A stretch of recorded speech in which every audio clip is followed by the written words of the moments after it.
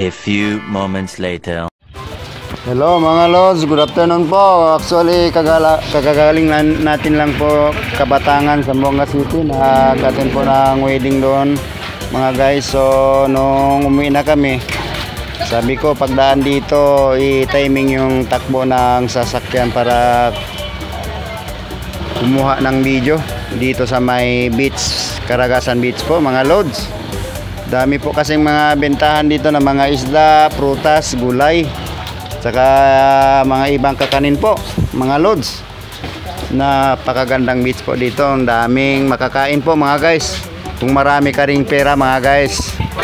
Okay po mga lods, tuloy nyo lang po ang inyong panonood. Sari-saring mga prutas po at sari-saring mga tribo pumupunta dito mga guys.